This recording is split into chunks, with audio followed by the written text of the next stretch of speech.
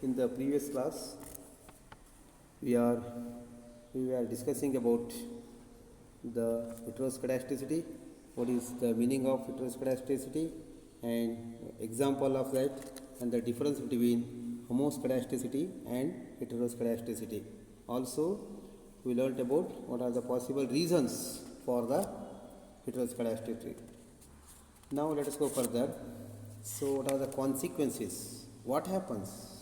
What happens if there exists heteroscedasticity? What are the consequences of heteroscedasticity? So, if there is existence of heteroscedasticity, the ordinary least square estimates are still linear and unbiased. So, though unbiased, linear, and the ordinary least squares estimators are not efficient, and also still linear and unbiased. And usual formulae give the incorrect standard errors for the least squares, because of there is a variation in the error term or disturbance term. So, in the ordinary least square estimates will not efficient estimate will not be obtained. So, usual formulae give incorrect standard errors. These are the consequences. Also, confidence interval also is wrong. It gives the wrong result. Now, what are the consequences of the OLS? What is the effect of this OLS in the presence of heteroscedasticity? So, the existence of heteroscedasticity, what happens if there exists heteroscedasticity? The existence of heteroscedasticity in the error term of an equation, it violates classical assumption. The classical assumption is the fifth is the means expectation of ui squared is constant, sigma squared was that violates. And the estimation of the equation of OLS has at least three consequences. One is OLS estimation still gives unbiased coefficient estimates, but they are no longer blue. Blue means best linear unbiased estimator. OLS gives unbiased estimate coefficient estimator according to OLS, but it is not no longer valid because it does not give a correct estimation, but they are no longer blue means best linear unbiased estimate. This implies that if we still use, however, whenever there is existence of heteroscedasticity, if we still use the OLS estimate in the presence of heteroscedasticity, our standard errors could be inappropriate, and hence any inference we make could be misleading. It is not the correct reading. Next, whether the standard errors calculated using the usual formula means OLS method, they are too big or too small, depending upon the form of heteroscedasticity. Too big means more variation. Whenever there is a more variation in the error term, then it gives the big variance. Whenever also it may give the too small standard errors. In the presence of heteroscedasticity, the variances of OLS estimators are not provided by the usual OLS estimator formula. But if we persist in using the usual OLS formulae, the T and F tests based on them can be highly misleading, resulting in the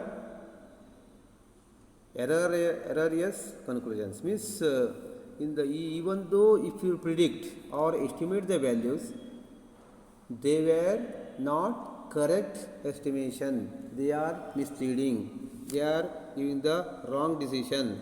So, if there exists heteroscedasticity, so what you conclude then? So, one of the assumptions of OLS regression is that error terms have a constant variance across all values of values of the values OF ಏನಾಗಿದೆ all values of independent variable. With heteroscedasticity, this error term variance is not constant.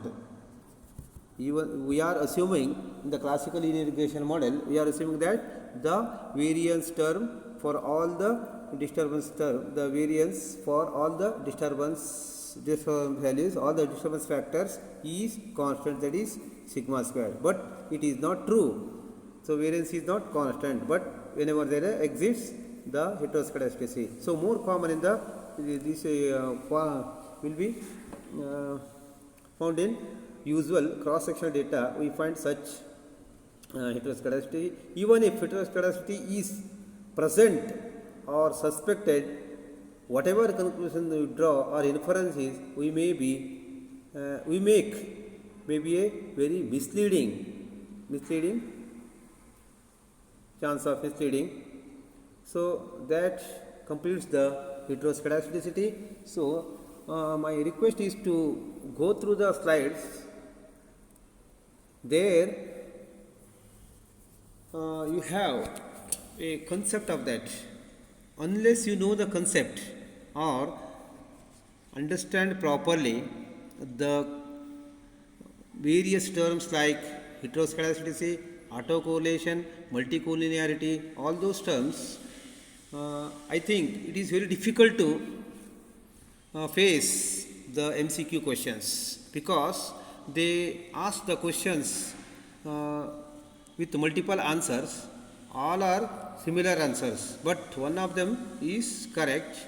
So unless you know the concept of this, you can't pick the correct answer. Next, that completes the heteroscedasticity. Now let us go to further, that is autocorrelation. Auto means a self correlated. If one variable is increased or changed, value of one variable is changed or increased, then automatically its dependent variable or increase or decrease, or there is a change there, that is known as autocorrelation. So one of the assumptions of the classical linear regression model is that expected value of this ui means error term, or 0 means correlation coefficient between two error terms is 0.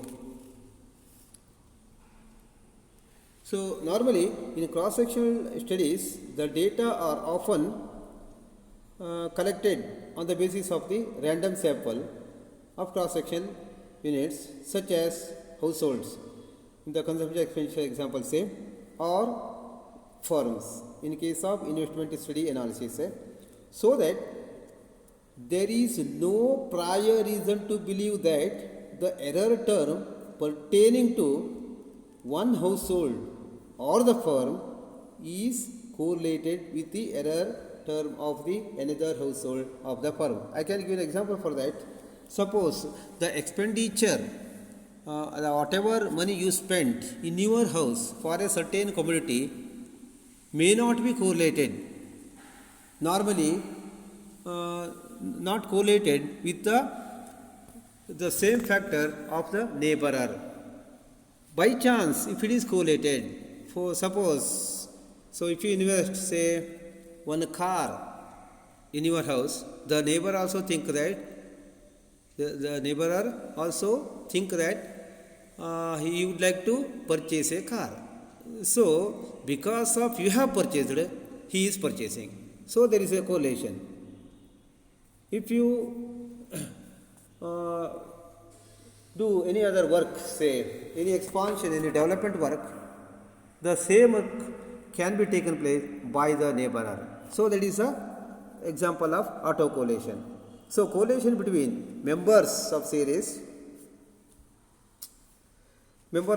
of observed data ordered in time or space or for the cross-sectional data. If the chance such correlation is observed, normally they would depend. So whatever, if you spend car, if the neighbor is also same equally earning like you, then he can purchase. If the neighbor is a poor man, then he can't purchase the car. Then there is no correlation at all. Sometimes there exists the relation. Whatever in your house you take place the work or any purchase or any consumption of any certain goods, the neighbor also will purchase the same goods or consume the same. So that is the concept of autocorrelation. So definition is, say, autocorrelation is defined as correlation between members of series of observations ordered in time. Means, say this year whatever you the same thing done, or the next year or the same year the neighbor also do the same thing. That is the with respect to time or space. So in the regression context, the classical regression model assumes that such autocorrelation does not exist in the disturbances ui. Symbolically, covariance between ui and uj, given that xi and xj that is equal to expectation of ui uj equal to 0.